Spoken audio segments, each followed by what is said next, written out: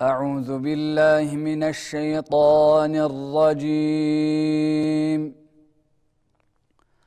بسم الله الرحمن الرحيم.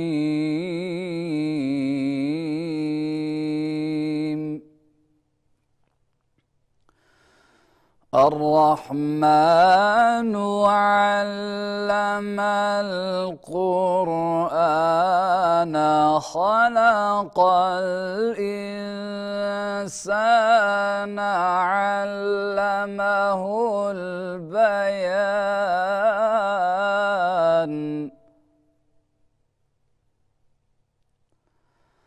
الشمس والقمر بحسبان والنجم والشجر يسجدان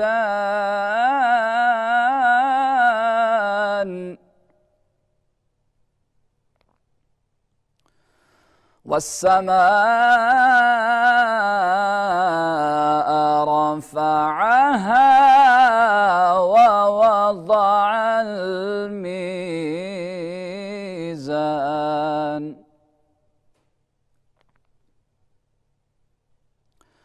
ألا تطغوا في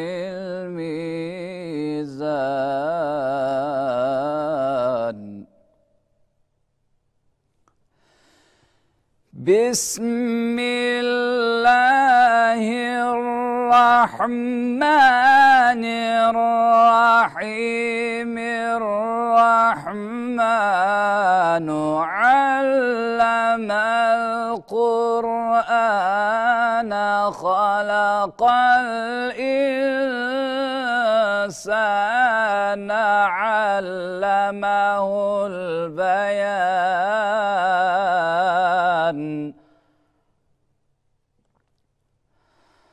الشمس والقمر بحسبان والنجم والشجر يسجدان والسماء رفعها ووضع الميزان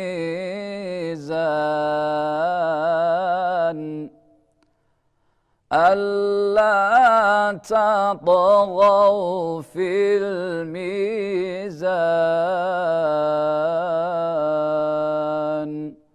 صدق الله العظيم.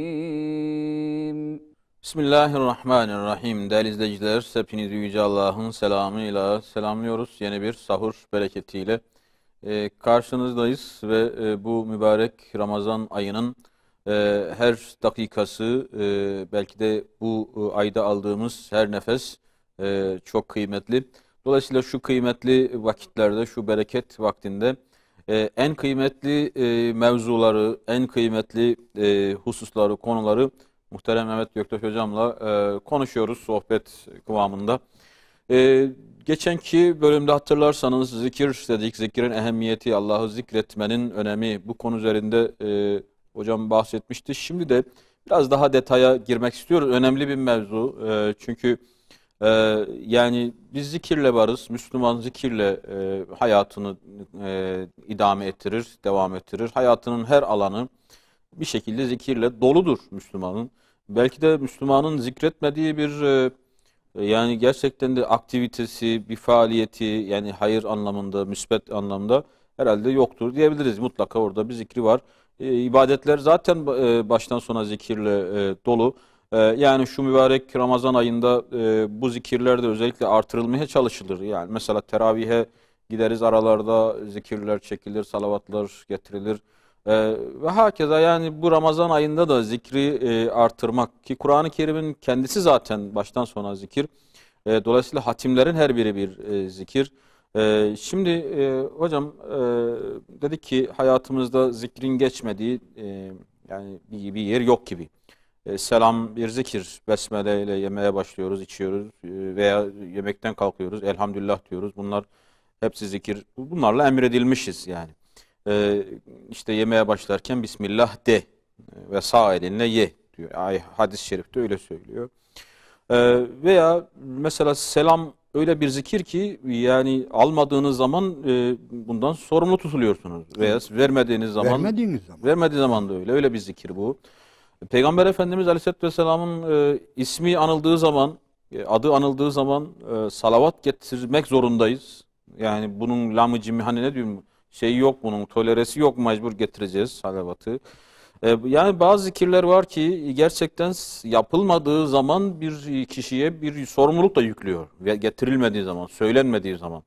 Yine bazı zikirler var ki açık açık ayet-i kerime işte onlar bir musibetle karşılaştığı zaman mutlaka şöyle söylerler. Veya Peygamber Efendimiz'e uyarıyor. Ey Ayşe diyor öyle söyleme. Yani Allah kahretsin falan deme. İşte inna lillahi ve inna ileyhi. Yani ısrarla teşvik, ısrarla şunu söyleyin gibi. Veya işte peygamberlerden örnekler veriliyor. İşte şurada şu peygamber şunu söyledi. Bakın siz de söyleyin ki siz de şuna erişesiniz. Siz de şundan kurtulasınız filan. Dolayısıyla zikirle eğitilen bir Müslüman var sanki. Zikirle terbiye edilen, o sözlü ifadeleriyle bir şekilde sürekli uyarılan, yapmadığı zaman da hatta yani onun cezasına uğrayacağından bahsedilen bir Müslüman.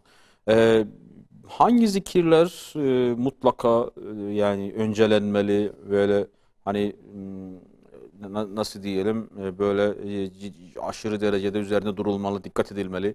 Hangileri biraz daha geride durabilir? Ne deriz hocam şöyle sıralama gibi bakarsak? Muhterem izleyenlerim, ben de hayırlı sahurlar diliyorum. Zikiri gerçekten bu anlamda tasnif edebiliriz. Yani zikiri birçok şekilde tasnif edebiliriz. Diyelim ki işine göre yapılan zikirler, bir de insanların topluluğa göre yapılan zikirler ve yapılan işin önemine göre yapılan zikirler, bunlar birbirlerinden biraz derece bakımından ayrılıyor. Yani diyelim ki şurada oturuyoruz, otobüs bekliyoruz, Allah diyoruz. Ama unutursak eğer bunun bir sakıncası yok yani. Biz Allah'ı bilen insanız, Müslümanız. Ama o andan kafamız bir yere dalmış olabilir. Veya bir manzarayı seyrediyor olabiliriz. Yani şurada otobüs beklerken Allah demeyi unuttuk. İnşallah bundan dolayı bir hesaba çekilmeyiz. Ama eğer siz bir hayvanı keserken eğer Allah'ın adını anmayı unutursanız bela büyüktür orada. Artık ulema kendi arasında kasıtlı mı, kasıtsız mı? Yani gaflete bile dalması bile hiç iyi değil. Yenmez onun eti diyenler var. Hele eğer kasıtlı olarak eğer Allah'ın adını anmayı unutursa, terk edersen nedir? Hani bu zikir şeydi ya, nafile bir ibadet gibiydi ya. Hayvan yenmiyor. O hayvanı yiyemezsin eğer Allah'ın adını anmamışsan, Bismillahi Allahu Ekber dememişsen. Yani onun için zikrin de söylediğim gibi şeysi var. Önemli anları var yani. Çok önemli anları var. Bu gördüğünüz gibi yerine göre değişiyor. Yani mesela Tirmizi'de rivayet edilen bir hadis-i şerif var hocam. Buyuruyor ki orada Peygamber Aleyhisselatü Vesselam, insanlar bir araya gelirler, toplanırlar ve orada bir araya gelir, toplanır, konuşur, dağılırlar. Eğer Allah'ın adını anmadan, Allah'tan söz etmeden, dikkat edin, Allah'ın adını anmadan, Allah'ı zikretmeden, Allah demeden ayrıldıkları takdirde özür dilerim. Ya özür dilemeye de gerek yok. Efendimiz söylüyor. Aynen bir leşin etrafından dağılan köpekler gibidir. Onlar buyuruyor. Buyurun. Burada nedir? Allah-u Teala bizden yani meclislerimizde Allah-u Teala'nın adını anmamız isteniyor bizden. Bunu bir de şiddetle istiyor hocam. Yani burada da bir şiddet vardır. Çünkü yani ufak bir mesela dedim ya demin otobüs durağında beklerken Allah-u Teala'yı anmadığımız zaman, unuttuğumuz zaman Bunun bir cezası yok. Efendimiz bizi bu şekilde azarlamıyor. Ama insanlar bir araya geldiği zaman kesinlikle ve kesinlikle birbirlerini, yani birbirlerine Allah'ı hatırlatmakla mükelleftirler. Ya bir hadis-i şerifte Efendimiz aleyhissalatu vesselam eddu hakkal mecalisi bi zikrillahi kesiran ve irşades sebil ve gaddal basar. Burada hadis şerhi yapmak değil de bulunduğumuz oturumların, meclislerin hakkını verin. Nedir bu meclis? 8-10 kişinin bir araya geldiği de meclistir. Millet meclisi de meclistir. Belediye meclisi de meclistir. Şirketin genel kurul toplantısı da bir meclistir. Birleşmiş Milletler salonu da bir meclis. Hepsi meclistir. Bunlar. Efendimiz oraya emrediyor. Bulunduğumuz meclislerin hakkını verin. Nedir hakkı? Öncelikle madde 1. Orada Allah zikredilecek. Allah'ın adı anılacak orada. Eddu hakkal mecalisi bi zikrillahi kesiran. Şimdi bunu biraz üzerinde duralım. Böyle hocam ideolojileştirmek veya radikalleştirmek veya sertleşmek değil de, yani düşünün öyle bir takım insanlar bazı bir şey için, bir ihtiyaç için bir araya gelmişler. Yani onlara bile Allah-u Teala böyle diyor. Ama yani sen bir ciddi karar alacaksın. Önemli kararlar alacaksın. Gerek şirketin adına, gerek devletin adına, gerek anonim şirketin adına, gerek bir başka kurul adına insanlar bir araya geliyor ve orada Allah'ın adı anılmıyorsa, Allah'ın adıyla başlanmıyorsa, daha açıkçası hamdele ile başlanmıyorsa, elhamdülillahi Rabbil alemin diye başlanmıyorsa, hocam biz sadece bunu hutbede okunacak zannediyoruz. Allah'ın Resulü'nün hayatına bakalım. Sadece Cuma günü hutbede değil, her böyle toplantıya elhamdülillahi Rabbil alemin. Nahmeduhu ve nesta'inuhu ve nestağfiruhu. Bunu sadece Cuma hutbesinde okumuyor. Bir yerde sohbet ederken veya bir kalabalığa hitap edeceği zaman önce bu hamdelesini, salvelesini, bunları yerine getiriyor. Şimdi onun için Allah-u Teala neyi affeder, neyi affetmez. Geçenki sohbetimizde Allah'a itaat konusunu işlerken dedik, yani bir baba yani evladının ufak tefek suçlarını affedebilir. Diyelim ki oğlum markete gittiğinde şu marka şunu al dediğinde, eğer onu bulmaz başkasını alsa herhalde bu büyük bir suç değil, neyse falan der. Ama eğer o evlat dedik babasına danışmadan bisiklet alırsa, babasına danışmadan diyelim ki bir otomobil alırsa veya bu nedir?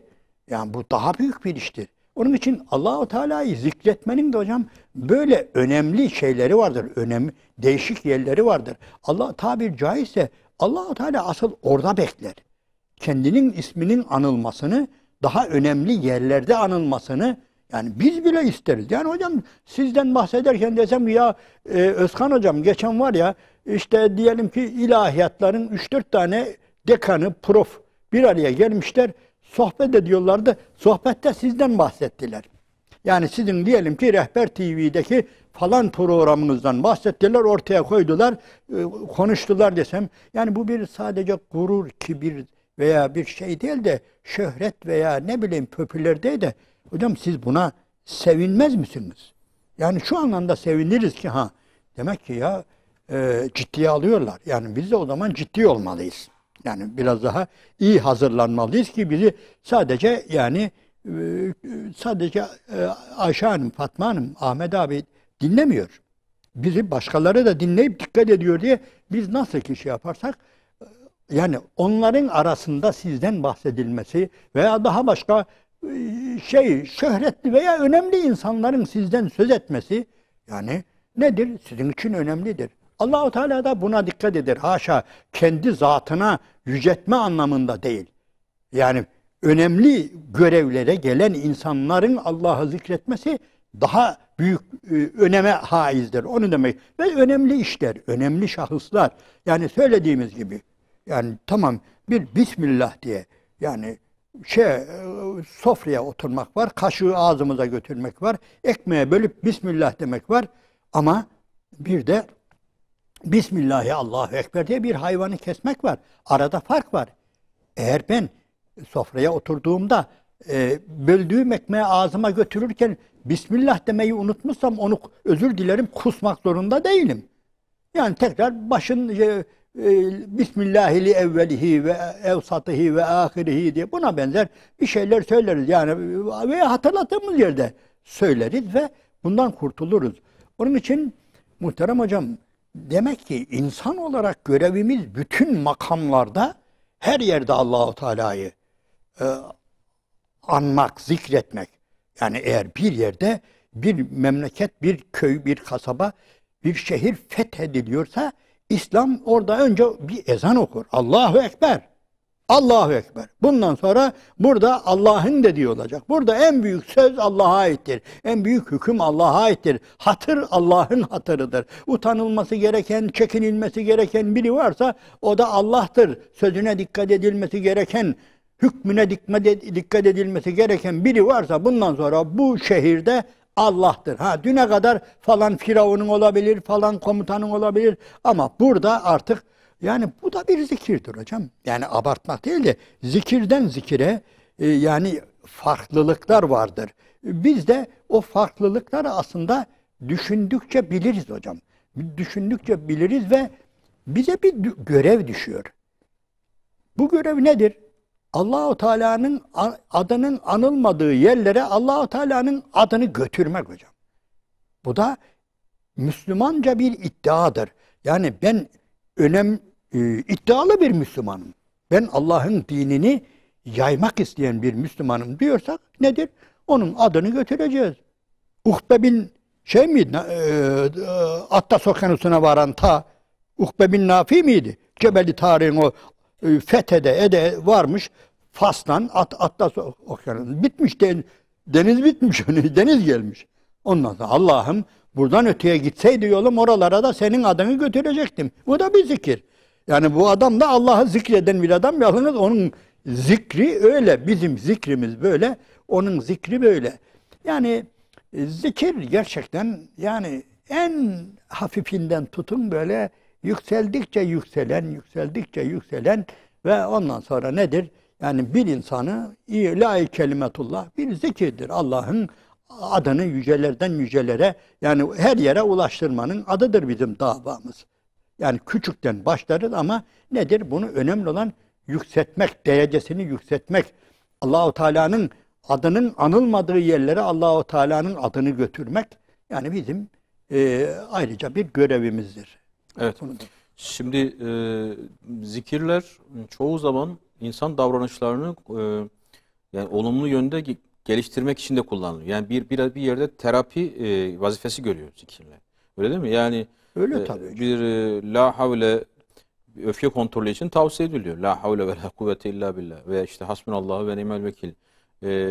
Bunlar kişinin öfkesini dindiriyor. Şimdi o istircada, yani inna lillah ve inna ileyhi raciun'da, yani kişinin o anda en zor anı, en kritik an, hani ne travma diye bir kelime kullanıyor. Babası ölmüş, evi yanmış, oğlunu kaybetmiş. Çok büyük bir yıkım. O anda kişiyi merkeze çeken, yani kişinin belki de aklını koruyan bir fonksiyonu var. O inna lillahi ve inna ileyhi raciun'un. Sadece ahirette de ahirette önümüze kurtarıcı olarak çıkacak da herhalde. Esas bu dünyada da nedir? Bu dünyada bizi kurtaracak olan inna lillahi ve inna ileyhi raciun. Özür dilerim. Yani düşündükçe bunun bizzat meyvesini alanları okuyoruz, görüyoruz. Yani öyle değil mi? Adam en güzel şeylerini kaybetmiş ama inna lillahi ve inna ileyhi raciun demiş. Bizzat kendisi bunu diliyle telaffuz ettiği gibi hareketleri ve davranışları da tam ona uygun yani. Onu kabullenmiş. Allah'tan geldik. Biz Allah'a aitiz ve Allah'a döneceğiz. Bu kadar olabilir hocam. Yani, evet. Bu da bir zikirdir. Evet. Yine mesela kişinin çok dehşet bir hadiseyle karşılaştığı zaman, yani çok mesela karşısında devasa bir olay var. Çok büyük bir olay var. O anda Allahu Ekber demesi kişideki o şeyi alıyor. Yani hani bir yerde onu belki de hani ne diyoruz, patlamaktan koruyan bir şey Allahu Ekber zikri. veya bir şeye çok şaşırdı bir kimse, hayret etti. O anda Subhanallah demesi. Yani aslında bunlarda ne kadar dikkat edilse bu zikirlerde kişi bedenen, ruhen, kalben yani normal fizik olarak da yani şu yaşadığı fizik dünyasında aslında bir şekilde tamir oluyor. Yani bir şekilde eksiklerini tamamlıyor vesaire. Dolayısıyla bir yerde yarın belki de bu psikologlar, psikiyatristler hastalarına o zikirleri yazacaklar. Yani bu şu an yazıyorlardır da ileride herhalde bunlardan da yazılacak. İşte hani tarikatlarda dendiği gibi sen şu kadar şu zikri çekeceksin, bu kadar bu zikri çekeceksin denecek yani. E, Hocam özür dilerim. Estağfurullah. Burada var ya, hemen bir cümleyle girip çıkayım. Zaten bizim ulemamız sadece yani şey değil, insanları bu istikamette de tedavi ediyor zaten. Yavrum bak, sen inna lillahi inna lillahi ve inna ileyhi raciun dediği zaman o da onu diyor, doktora gitmesine gerek kalmadan, psikoloğa gitmesine, psikiyatriste gitmesine hiç gerek kalmadan zaten o onu orada tedavi ediyor. Hamd et oğlum, şükret oğlum. Yani bak, yani hadis-i şerifi okuyor işte, sizden biriniz dünyevi yönden kendisinden yukarıda birisini gördüğü zaman hemen aşağıdakine baksın. Nedir? Bu dehşet bir tedavidir hocam. Yani biri öyle diyor.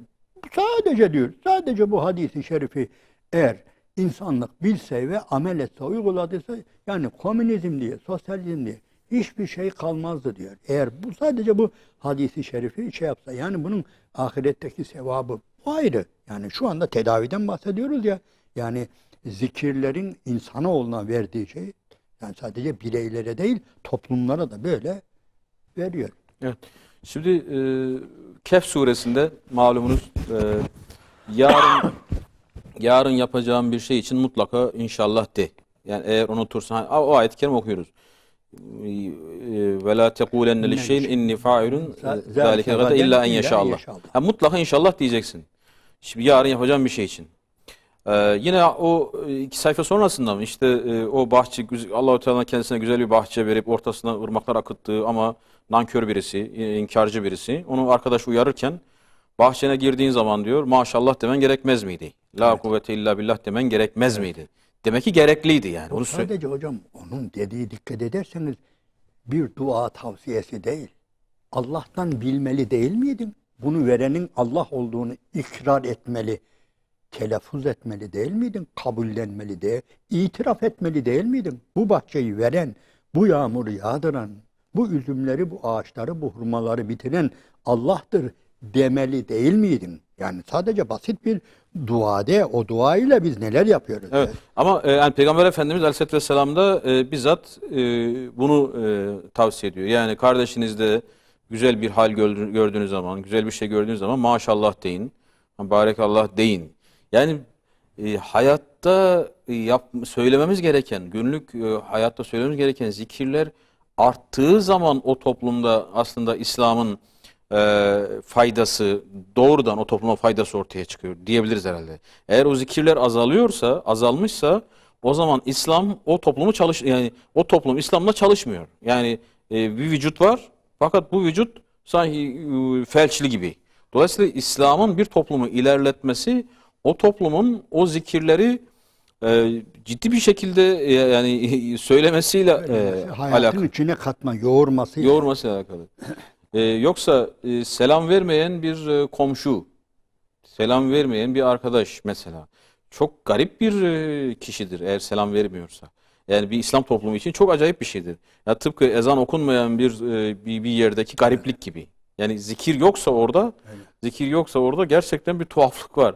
Evet. Bu çok hani belki tekrar başa döner gibi hani tekrar ediyoruz ama bu da bu zikirden olsun. Şimdi geçen gün hani tevekkülden filan bahsettik de bir birisi gelip diyor ki ya Resulallah ben akşama kadar sürekli çalışıyorum. Hani rızkımın peşindeyim. Ama diyor benim kardeşim sizin önünüzde duruyor, yanınızda duruyor. Ne bir yere gittiği var, ne bir şey var. Sürekli sizin buradadır. Yani bu doğru mu? Hani ben çalışırken o gelip de burada oturuyor, bir şey yaptığı yok. Şimdi Peygamber Efendimiz ona diyor ki ne biliyorsun? Belki de diyor sana bunun hatırına rızık veriliyor. Yani bunun vesilesiyle sen rızık kazanıyorsun. Bilemezsin gibi. O ayrı bir olay hocam. Çok ilginçtir yani. Şimdi ilginç.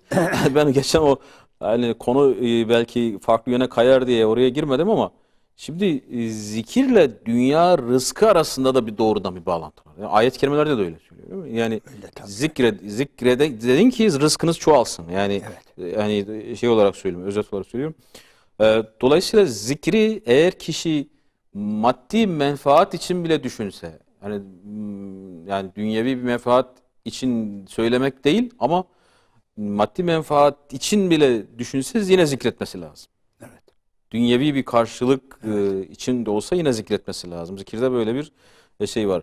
Bir de, gerçi araya gideceğiz ama zikretmeyen insan da yok herhalde. Yani Allahu Teala'yı zikretmiyorsa onun yerine mutlaka başka bir şey zikrediyor. Yani zikirsiz bir insan türü canlı olarak söyleyelim. Öyle bir canlı da yok. Mutlaka o zikri yapmıyorsa başka bir şey zikrini yapıyor. Başka bir şeyi sürekli tekrar ediyor. Mutat bir şekilde söylüyor sürekli. Yani sürekli hangi fikirde, hangi ideolojide, hangi kampta ise bu sefer onunla ilgili bir terminoloji var. Onu söylüyor. Sürekli onu söylüyor. Zikirsiz insan yok. Öyle söyleyebiliriz herhalde bir yerde. Evet, söyleyebiliriz de fakat yani tabii Ona da zikir denmez. O ayrı bir şey ama. ama o insanlarda bile yine bizim Rabbimizi zikrettiklerini görüyoruz.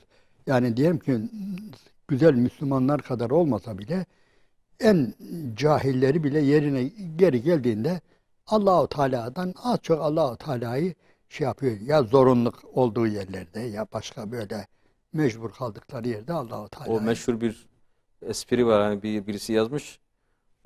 Benim ateist olduğumu Allah biliyor diyor. Siz bilmeseniz de olur gibi. Hani öyle bir şey var. Ateistlerde bile o şey var. Bu mübarek Ramazan ayında diğer vakitlerde söylenen zikirler yani belki şu kadar sevaptır falan ama bu Ramazan ayında bu sevabın şeyi yok mu yani bir matematiği yok yani, Evet. değil mi? Kat kat Evet. fazla ölüyor. Kişi ne kadar ilk geçenki bölümde de söylediniz dilini zikirle ıslak tutsa Evet. bu özellikle bu Ramazan ayı için söyleyelim Evet. akşama kadar o zaman bu dilini gıybetten de korumuş olacak. Hocam çok kazancı olacak. Çok kazancı. Günahlardan da bir araya gidelim. Aradan sonra bazı zikirlerin biraz anlamları üzerinde duralım istiyorum. Yani Subhanallah derken ne demiş oluyoruz? Bunun üzerinde duralım inşallah. Yine salavat derken ne demek istiyoruz? Besmele derken ne demek istiyoruz? Bunlar üzerinde biraz duralım. Hocam önemli görüyorum. Tabii aradan sonra buradayız efendim. Değerli izleyiciler, sahur bereketi kaldığı yerden devam ediyor. Zikir dedik, zikrullah dedik ve emredilen zikirler var. Her Müslümana emredilen zikirler var. Onların biraz manası üzerinde de duralım istiyorum. Şimdi besmelesiz işin sonu kesiktir diyor. Besmele çekilmiyorsa o işin sonu kesiktir. Epterdir. Epterdir. Bismillah ile başlamalı. Evet. Hayır Bismillah ile başlamalı. Bismillah diyen ne diyor? Subhanallah diyen ne demiş oluyor? Yani hani bunların Türkçe karşılığını kimse söylemez. Yani kalkıp da Subhanallah şu anlama geliyor falan kimse demez ama bir şey demek istiyor. Yani ne demek istiyor? Yani bu biraz şöyle bir manasına girersek. Muhterem izleyenlerim, Besmele'nin en iyi anlamlarından birisini ben şeyde görüyorum. Hud suresinde Hazreti Nuh Aleyhisselam'ın tufanında gemisinde Bismillahi mecraha ve mursaha inne rabbi legafurur rahim. Bu ayeti kerimede Besmele'yi gerçekten fonksiyonunu gösteriyor. Yani gemi diyor. Bu geminin Bismillahi mecraha ve mursaha. Yani bu geminin kalkışı, hareket edişi, yüzüşü, bir yere demir atması hep Allah'ın adıyla. Yani tabir caizse yani mazotu da Allah'ın adı, benzini de Allah'ın adı, dümeni de Allah'ın adı, yelkeni de Allah'ın adı, freni de Allah'ın adı. Her şey Allah diyor.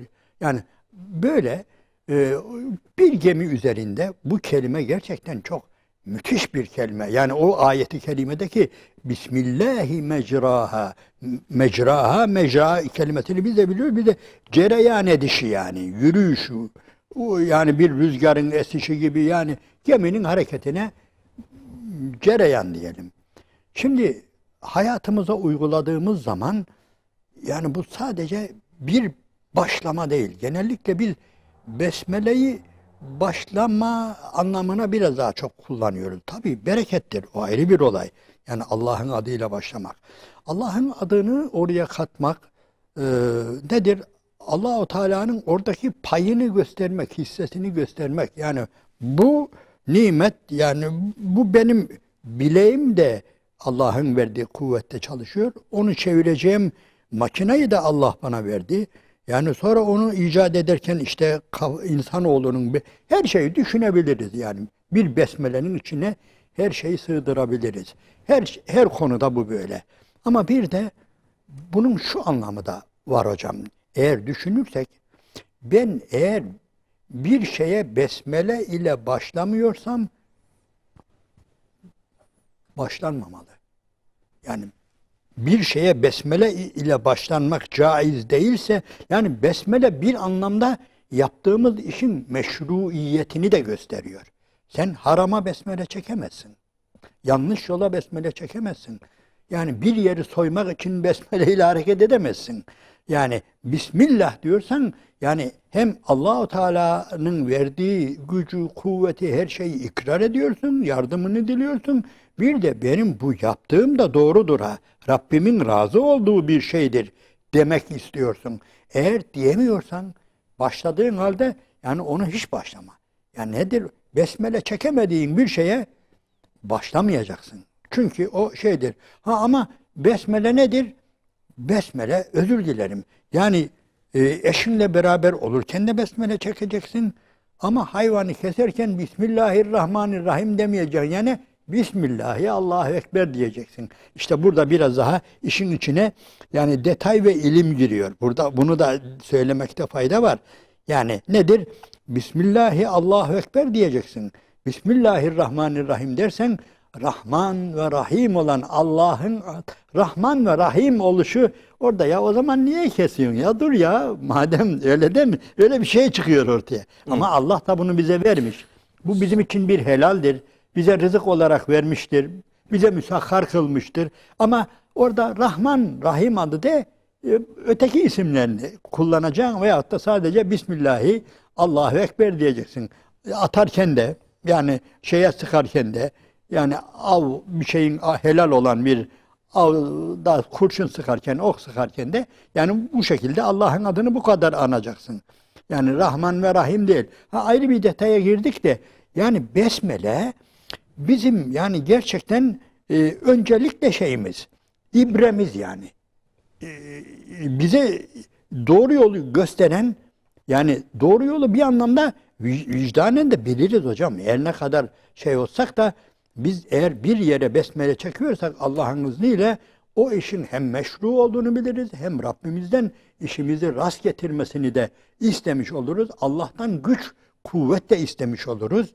Yani bu anlamda besmelesiz yani hiçbir şeyimiz yok bizim. Besmelesiz Evet. hiçbir Şimdi şeyimiz olmamalı.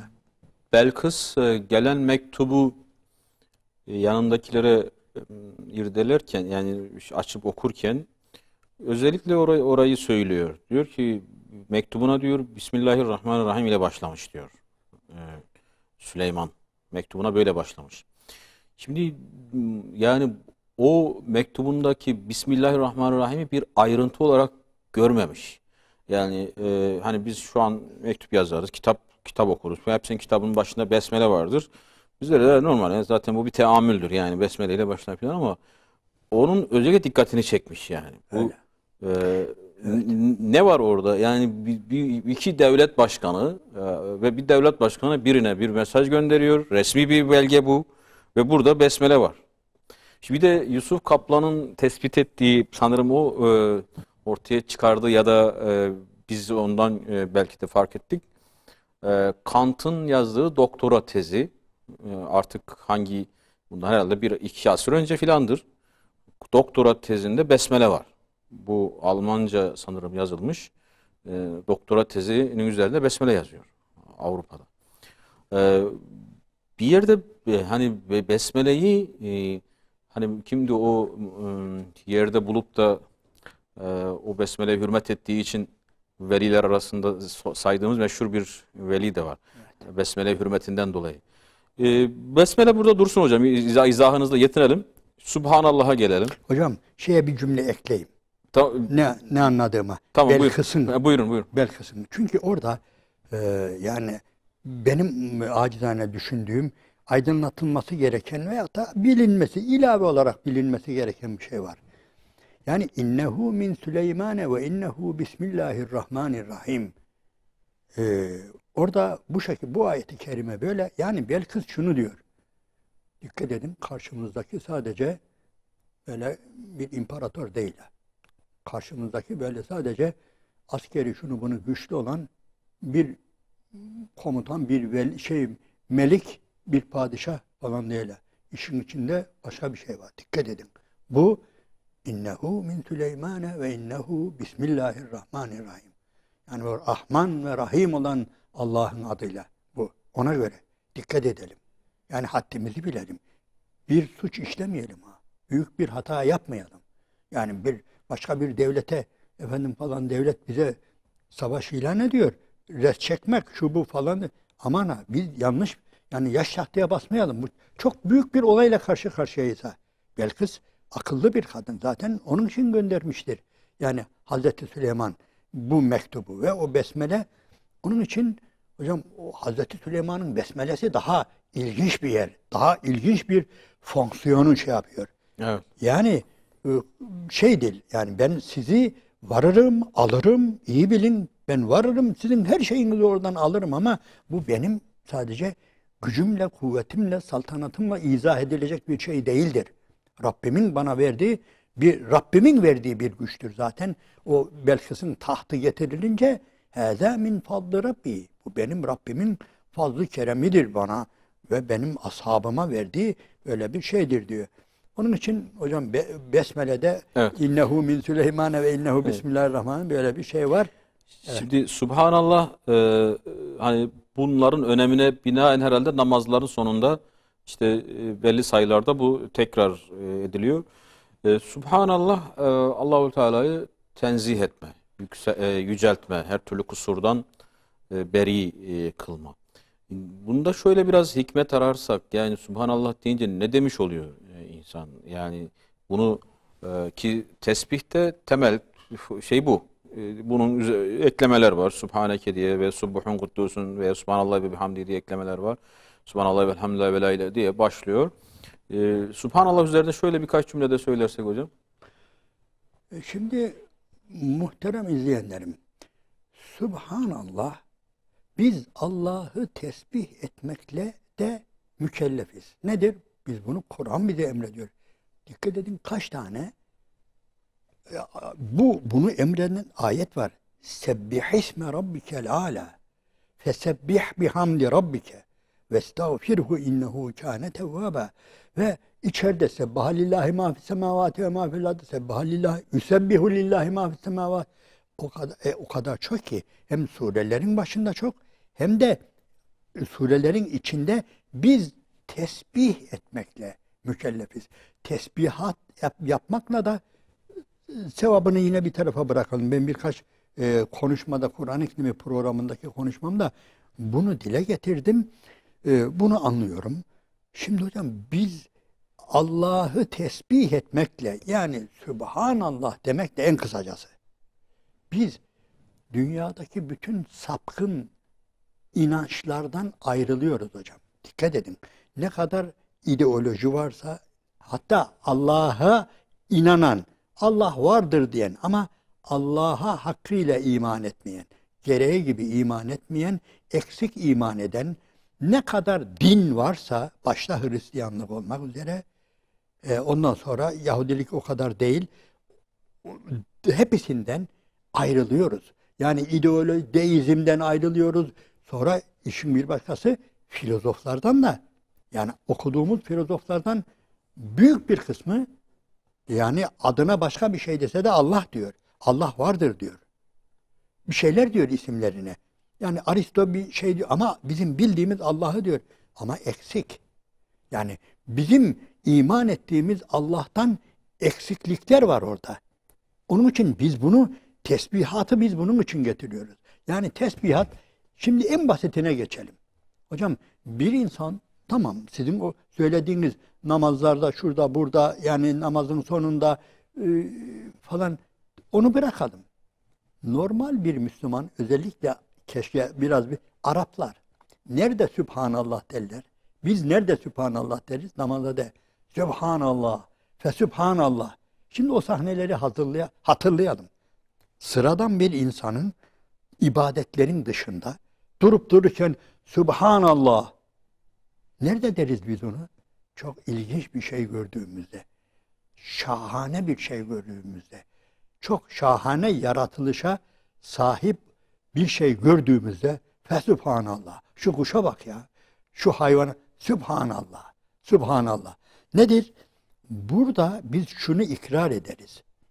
Bizim Rabbimiz sadece, bizim Rabbimiz yaratandır.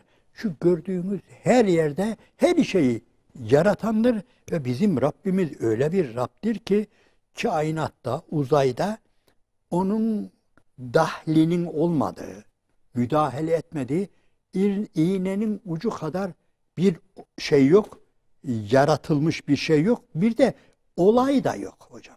Biz olaylara da sadece yani bir kayanın büyüklüğüne Sübhanallah değil, yani biz rüzgarın esişine de yerine göre Sübhanallah deriz. Yani hayret edeceğimiz olaylar vuku bulduğunda ki bunun anlamı şudur. Rabbim ya, şu Rabbimin yaptığına bir bak hele, gel hele.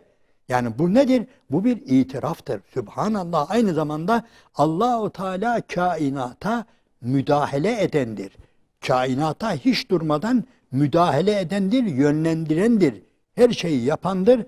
Onun için biz Sübhanallah diyoruz ve böylece Aristo'dan da ayrılıyoruz, deizmden de ayrılıyoruz, ateizmden, şundan bundan, hepsinden, Hristiyanlıktan da ayrılıyoruz ve biz böyle bir Allah'a, yani biz Sübhanallah denilmesi gereken bir Allah'a iman ediyoruz. Bu ayrı bir olay. Sevabı da ayrı bir olay. Sevabını konuşuyoruz. Yani ve in min şeyin illa yusebbihu bihamdihi velakin la tefkahune tesbih. Her şey tesbih ediyor. Hiç tesbih etme hiçbir şey yok. Şimdi diğer izimlerde, ideolojilerde varlıklar için böyle bir tarif yok. Böyle bir tasnif yok. Hocam özür dilerim. Burada ben şöyle burada bir itirazım var benim.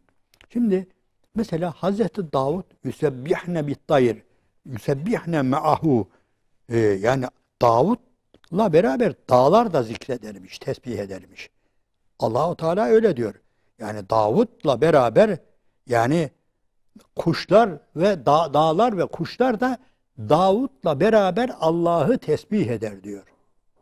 Şimdi deterministler mi diyelim veya başka, ben onların yani sapkınların felsefelerini, tam şeylerini bilmiyorum ama birileri diyor ki, işte hatta bizden de birileri diyor ki, işte şu molekülün, şu hücrenin şöyle şöyle olması, bu işte tesbihi, onun tesbihidir diyor. İşte kalbin böyle durmadan çalışması onun tesbihidir. Ciğerin şöyle yapması onun tesbihidir. Şu damarların, şu sinirlerin böyle yapması onun tesbihidir. Efendim yani şu tabiattaki varlıkların kendine göre yani işleyişleri işte onların tesbihidir diyor. Ben buna katılmıyorum hocam. Bu ayrıdır. Onu da yapan Allah'tır. Ama Allah-u Teala sizin deminki okuduğumuz ayeti kerimede ve in min şeyin illa yusebbihu bihamdihi velakin la tefkahune tesbihahum. Siz onları anlayamazsınız. Ama sen anlamış gibi okuyorsun bak şimdi. Böyle izah ediyorsun. İşte bunun tesbihi şudur diyor. Şu atomun tesbihi elektronlarıdır. Bilmem şu dönüşüdür, bu dönüşüdür. Güneşin dönüşü işte onun tesbihidir. Ayın dönüşü onun tesbihidir. Ben buna katılmıyorum hocam. Onlar bizim bilmediğimiz tesbihattan bahsediyor. Velakin la tefkahune tesbihahum dediğine göre daha Çok da hatta birileri de hocam hem bunu söylüyor hem de Hazreti Davud'a verilen mucizeyi reddetmiş oluyor. Yani diyelim ki dağlar zaten Allah'ı zikrediyor. Peki Davud'la beraber zikretmesi ne oluyor? Benimle ne zikreder o zaman? Yani ben diyelim ki Allah derken dağlar da diyor mu? Yoksa dağların kendi tesbihatı mı var? Ve bir de Davud'la beraber tesbihat ne oluyor? Onun için hocam zannettiğimizin çok ötesinde ve bilmediğimiz kainatta öyle tesbihat var ki sadece basitçe kendi ekseni etrafında dönüşü falan. O hocam o varlık aleminde o çok basit bir olay. Yani bir güneşin cüssesini düşünün, ısısını düşünün. Yani meydana gelişini düşünün, hacmini düşünün, enerjisini düşünün, ölçün ve bir de dönüşünü. Adam bana dönüşünü tespit diyor. Hayır ya, onun içindeki her şeysi eğer tesbihatsa, onun içindeki bilmem ne diyor, bilmem şu Yani kadar. belki o da bir tesbihin bir kelimesi veya bir çeşididir tabii. bir çeşidi Bir ama çeşididir. tamamı değildir diyorsunuz. Öyle hocam. Evet. Subhanallah'ta hani Allahu Teala'nın kusursuzluğunu ikrar Evet. ediyor. Yani Mükemmelliğini. sıfatlarını, yani aslında şudur hocam, Sübhanallah, uzatmayalım da. Ey Allah'ım, sen ne Aristo'nun dediği gibisin, ne deizmin dediği gibisin, ne falan filozofun dediği gibisin, ne sapkınların dediği gibisin. Sen kendini nasıl anlatıyorsan, hangi sıfatlarla muttasıfsan sen, hangi sıfatların, hangi özelliklerin, neyin varsa sen öylesin. Onun için biz seni bizim insanların bulaştırdığı, yakıştırdığı şeylerden tenzih ediyoruz. Mesela diyelim ki nereden tenzih ediyoruz? Bismillahirrahmanirrahim. Ayette öyle buyuruyor ki لَقَدْ سَمِعَ اللّٰهُ قَوْلَ الَّذ۪ينَ قَالُوا اِنَّ اللّٰهَ فَقِيرٌ وَنَحْنُ اَغْنِيَا. Yahudiler öyle demişler. Ne demişler? Allah fakirdir. Biz zenginiz. Niye?